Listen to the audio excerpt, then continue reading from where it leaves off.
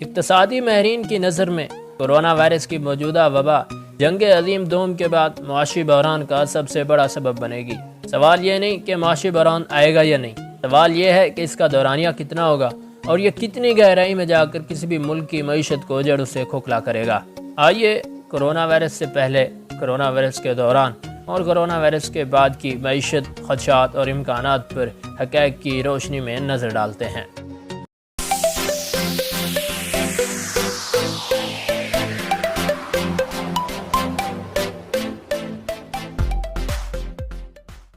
السلام علیکم، میں ہوں افتخار احمد اور ہم آپ کو یونیورس آف ریالٹی میں خوش آمدید کہتے ہیں۔ معزز ناظرین و سامعین، کورونا وائرس کی معاشی تباہ کاریوں کا آغاز جنوری 2020 سے ہی شروع ہو گیا تھا۔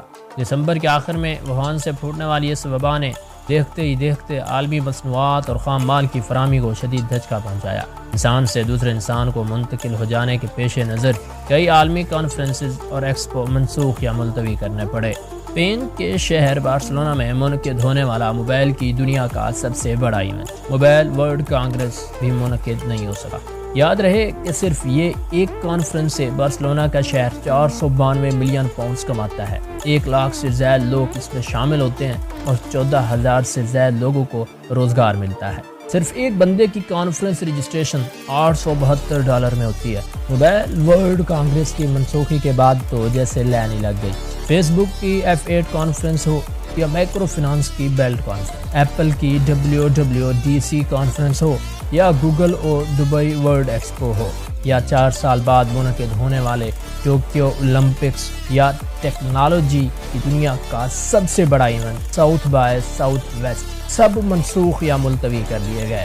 صرف ساؤتھ بائی اور ساؤتھ ویسٹ کی وجہ سے آسٹن شہر کو $330 ملین کا نقصان اٹھانا پڑا۔ اولمپکس کی صرف ٹکٹ کی واپسی کی ادائیگی کے لیے $850 ملین چاہیے۔ گزشتہ 3 ماہ میں صرف ان ایونٹس کے منسوخ ہو جانے کی وجہ سے تقریباً $2 ارب کا نقصان ہوا ہے۔ ورلڈ بینک نے خبردار کیا ہے کہ دنیا کی آبادی کا 1/4 حصہ پچھلے 40 سالوں کے بدترین معاشی بحران کا شکار ہو سکتا ہے۔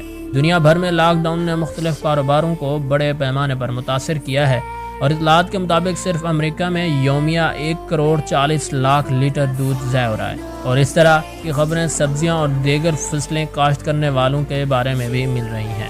اس کے علاوہ برطانیہ میں روزانہ 50 لاکھ لیٹر دودھ ضائع ہونے کا خطرہ ہے، اور وہ لوگ شدید مالی دباؤ میں ہیں۔ اس کے ساتھ ساتھ فصلیں بھی ضائع ہو رہی ہیں۔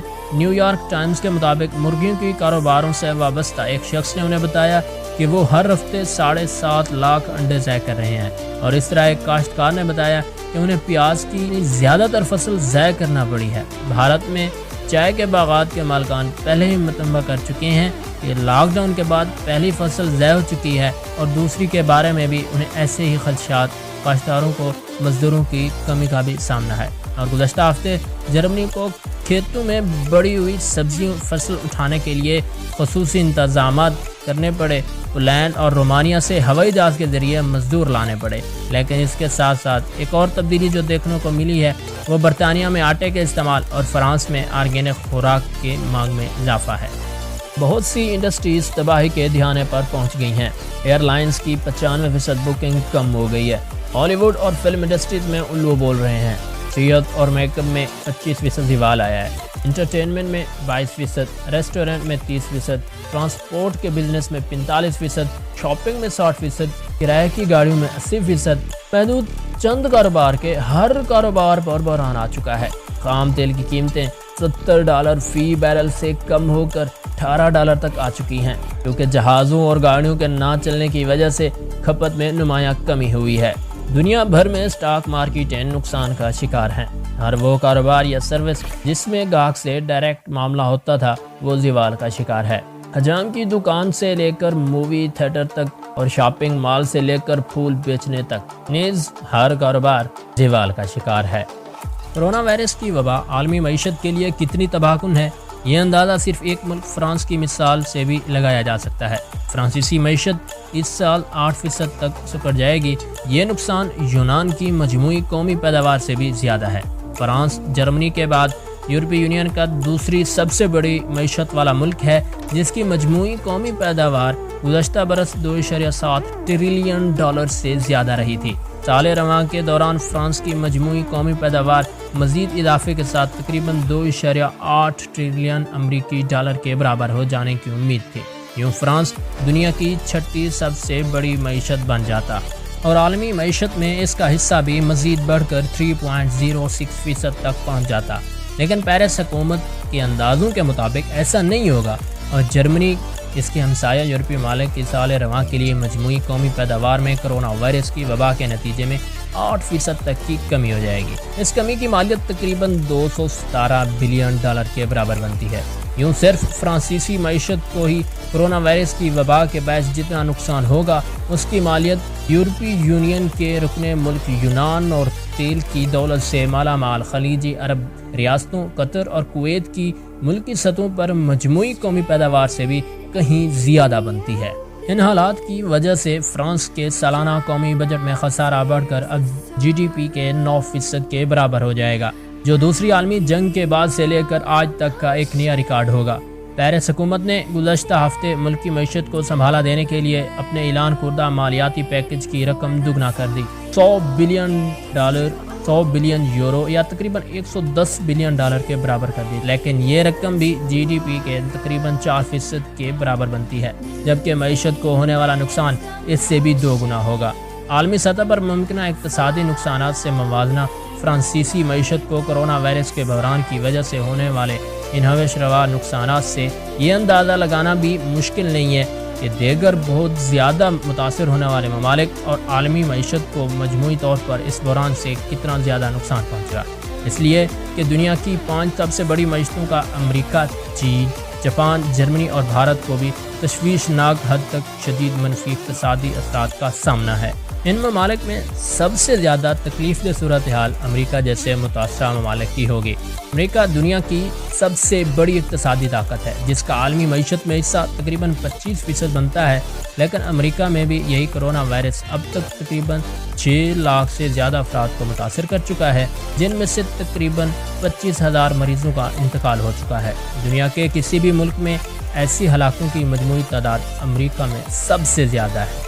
یونیورس آف ریالٹی کے معزز ناظرین و سامعین، ایک ساتھ کوئی بھی معیشت اتنا زیادہ نقصان برداشت نہیں کر سکتی۔ کاروبار میں زوال آئے گا تو لوگ نوکریوں سے نکالے جائیں گے، نوکریاں نہیں ہوں گی تو لوگ بینکوں کی قسطیں نہیں بھر سکیں گے اور راشن اور دوسرے اخراجات، یوٹیلیٹی بلز کی ادائیگی، گاڑی اور گھر کی قسطیں نہیں دے سکیں گے، اور اس طرح ایک نہ ختم ہونے والا معاشی چکر چل جائے گا، جس میں غربت وبا سے زیادہ تیزی کے ساتھ لوگوں کو متاثر کرتی چلی جائے گی۔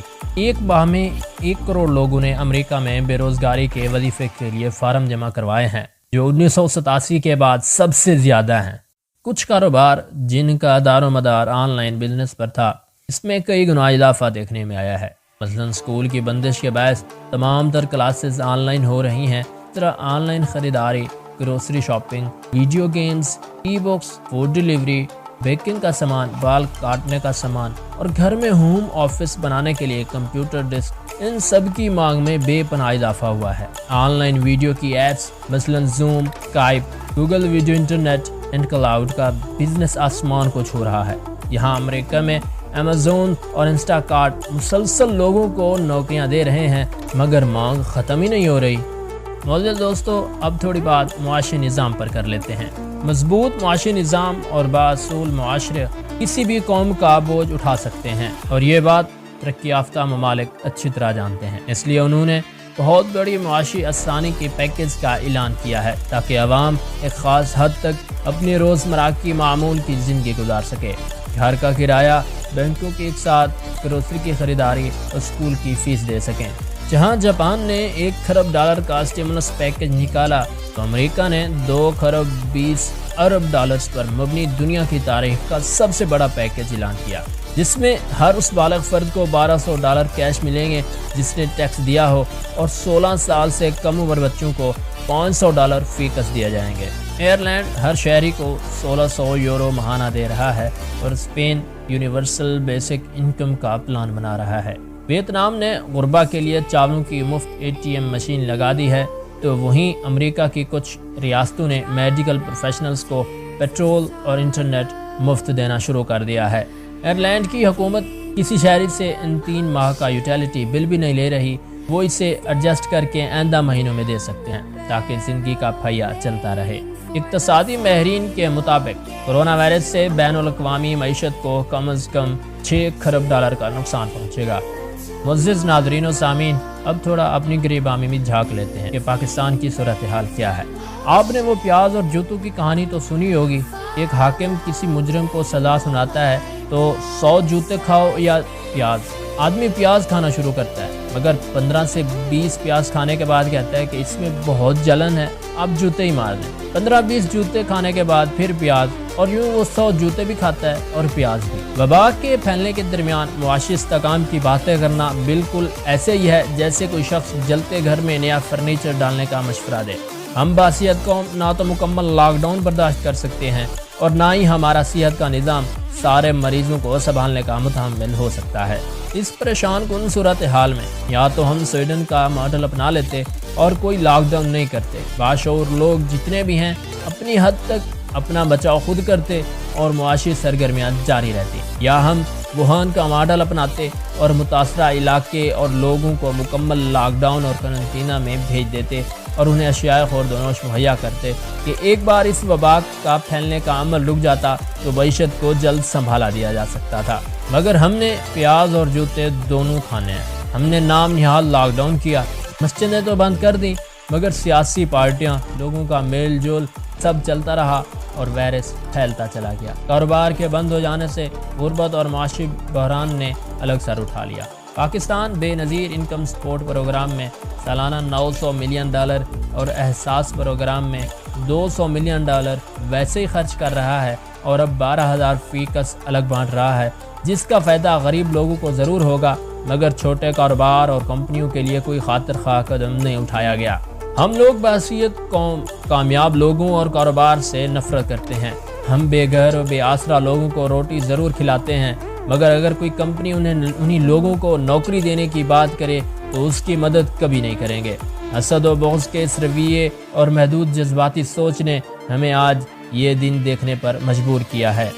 معزز سامعین، اب تھوڑی نظر مستقبل میں پیدا ہونے والے معاشی بحران اور اس کے امکانات ڈالتے ہیں۔ کسی بھی ناگہانی یا وبا کی صورت میں ان کے دوررس نتائج کا تخمینہ لگانا تقریباً ناممکن ہے۔ ہمیں ابھی تک کرونا وائرس کی ساخت اور کام کرنے کی صلاحیتوں کا مکمل ادراک نہیں ہے۔ نہ یہ معلوم ہے کہ بظاہر صحت مند نظر آنے والے لوگ کس رفتار سے اور کیسے باقی لوگوں کو متاثر کرتے ہیں۔ یہ وائرس بچوں پر اثر انداز کیوں نہیں ہوتا اور کس رفتار سے پھیل رہا ہے۔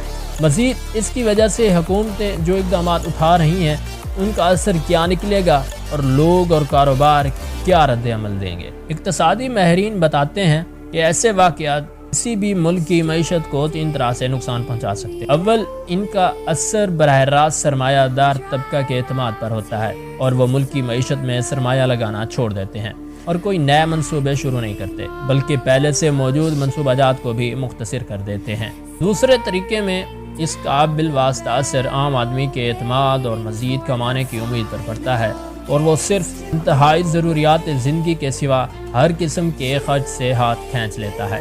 تیسری طرح کا اثر براہ راست اشیاء اور افرادی قوت کی سپلائی پر پڑتا ہے۔ اگر آپ کے پاس خام مال نہیں ہوگا یا اس سے بنائے جانے والے مصنوعات کے لیے افرادی قوت نہیں ہوگی تو مصنوعات مارکیٹ تک نہیں پہنچیں گی اور آپ گاہک کی ڈیمانڈ کو پورا نہیں کر سکیں گے۔ ان تینوں طریقوں سے ملکی معیشت پر جو اثرات مرتب ہوتے ہیں اسے شاک جیومیٹری کی مدد سے سمجھا جا سکتا ہے۔ اقتصادی شاک یا تو وی شکل کا ہوگا یا پھر یو یا پھر ایل کی شکل کا ہوگا۔ وی شیپ کی صورت میں کاروباری سرگرمیاں ایک مختصر مدت کے لیے بہت کم ہو جاتی ہیں، مگر جیسے ہی بحران ختم ہوتا ہے تو مارکیٹ پھر سے اپنی پہلی پوزیشن یا اس سے بھی مستحکم پوزیشن پر واپس لوٹ جاتی ہے۔ کرونا وائرس کے معاشی نقصانات کی شکل بھی کچھ طرح کی بنتی نظر آ رہی ہے کہ لوگ اور سرمایہ دار کچھ مہینوں کے لیے اپنے منصوبے اور اخراجات کو روک لیں گے، مگر اس سے کوئی اتنا زیادہ مستقل نقصان نہیں ہوگا۔ 1918 کے ایشین فلو، 1968 کے ہانگ کانگ فلو، 2003 کے سارس اور 2008 کے معاشی بحران کے بعد بھی معیشت نے وی شیپ بنایا تھا۔ ہر ملک میں اس کا دورانیہ اور شدت مختلف ہو سکتی ہے، مگر شکل اس سے ملتے جلتے ہی بنے گی۔ یو شیپ بحران کی صورت میں معیشت کو بحران سے پہلے والی صورت میں آنے تک کئی ماہ لگ سکتے ہیں۔ وہ بتدریج بہتری کی طرف گامزن ہوتی ہے۔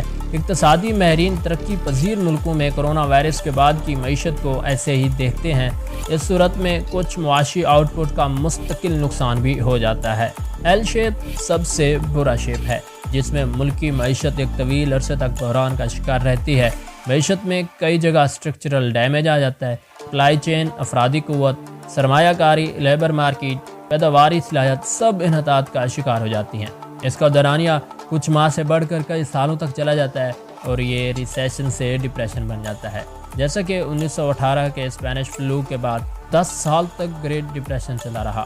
یہاں اس بات کو یاد رکھیں کہ ایک ہی مصیبت یا بحران کا نتیجہ مختلف ممالک میں مختلف ہو سکتا ہے۔ مثال کے طور پر 2008 کے معاشی بحران کے بعد کینیڈا میں معاشی صورتحال وی شیپ بنی کہ وہاں کے بینک اس سے متاثر نہیں ہو سکے۔ امریکہ میں یو شیپ سے نکلتے 2 سال لگے تو یونان میں ایل شیپ کہ وہ آج تک اس بحران کی سنگینی سے باہر نہیں آ سکا۔ یونیورس آف ریالٹی کے معزز دوستو، کہتے ہیں نا کہ امید پہ دنیا کا کیا کرونا وائرس کے بعد کوئی امید کی کرنیں دکھائی دیتی ہیں؟ مصیبتیں، ناگہانی آفات اور وبائیں انسانوں کے لیے آزمائش ہوتی ہیں۔ کوئی ان سے کندن کی طرح سنور کے نکلتا ہے تو کوئی بس گزارا کرتا ہے تو کوئی اور مصیبتوں اور گمراہی میں گر جاتا ہے۔ اس بات کو سمجھ جائیں کہ رزق تو انسان کے نصیب میں لکھا ہوا ہے، یعنی کیڑے کو پتھر میں رزق مل جاتا ہے تو آپ کو قرنطینہ میں بھی مل جائے گا، مگر آپ اپنی سوچ تعمیری رکھیں۔ 1887 کی امریکن سول وار کے بعد ریاست ہائے متحدہ امریکہ کو صیغہ واحد میں لکھا جانے لگا تو یونائٹڈ اسٹیٹس آر سے یونائٹڈ اسٹیٹس از بن گیا۔ اس آفت نے پورے ملک کو ایک کر دیا۔ 1918 کے اسپینش فلو کے بعد یورپ میں نیشنل ہیلتھ سروس کی بنیاد پڑی۔ عالمی جنگ عظیم دوم کے بعد سوشل ویلفیئر اسٹیٹ اور سوشل سیکورٹی جیسے اداروں کو تقویت ملی۔ کرونا وائرس کے بعد افغانستان نے طالبان کے قیدی رہا کر دیے۔ یمن میں جنگ بند ہو گئی۔ ہمیں پوری امید ہے کہ دنیا اس وبا کے بعد پہلے سے بہتر ثابت ہوگی۔ 1918 کے فلو میں اس وقت دنیا کی آبادی کا 1/4 حصہ متاثر ہوا تھا اور 5 کروڑ لوگ لقمہ اجل بنے۔ اس وقت صرف ریل گاڑی کا نظام تھا یا بحری جہازوں کا۔ 2 سال تک دنیا اس افریت میں جکڑی رہی، مگر اس کے باوجود شمالی الاسکا کے کچھ علاقوں اور ڈنمارک کے دارالحکومت کاپن ہیگن تک یہ وائرس نہیں پہنچا۔ بہت ممکن ہے کہ اس کے اثرات پاکستان میں باقی ملکوں سے قدرے مختلف رہیں۔ بیو یوگینو شمال اٹلی کا ایک گاؤں ہے جہاں کرونا سے پہلی ہلاکت 21 فروری کو ہوئی، مگر آج وہاں کوئی کیس نہیں ہے۔ کوئی 3 ماہ میں یہ وائرس ملک سے چلا جاتا ہے۔ پاکستان میں پہلا کیس 27 فروری کو سامنے آیا۔ امید ہے کہ مئی کے آخر تک یہ وبا بھی ہمارے ملک سے چلی جائے گی۔ گزشتہ 1.5 ماہ کے اس دورانیے میں اس کی رفتار اندازوں سے کہیں زیادہ سست رہی ہے۔ پاکستان میں روزانہ 4219 افراد طبعی موت مرتے ہیں۔ اس وبا سے 1.5 ماہ میں 100 لوگ ہلاک ہوئے۔ صدقہ و خیرات میں ہم دنیا کی سب سے سخی قوم ہیں۔ امید ہے کہ اس بار بھی ہم ایک قوم بن کر اس کا مقابلہ کریں گے۔ ہر رات کے بعد ایک صبح ہے۔ 1918 کے اسپینش فلو کے بعد بھی دنیا باقی رہی ہے، اس بار بھی اچھے کی امید ہے۔ بس آپ تمام احتیاطی تدابیر کا خیال رکھیں، پیسوں کو احتیاط سے استعمال کریں اور اپنے محلے دار اور عزیز و اقارب کا خیال رکھیں۔ یہ کام اگر ہم کریں گے تو پوری امید ہے کہ ہم اس مشکل سے بھی نکل جائیں گے، اور امید ہے کہ اللہ تعالی ہمیں اس میں سرخرو کرے گا۔ آمین ثم آمین۔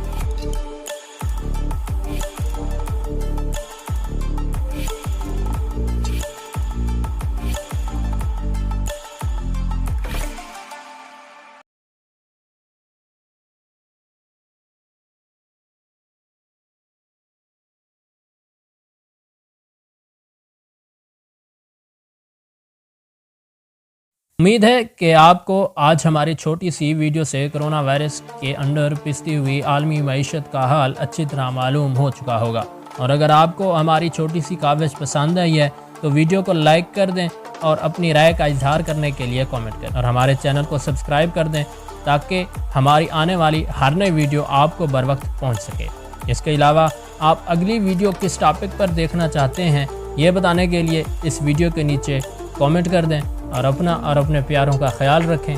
آج کے لیے اتنا ہی، اللہ حافظ۔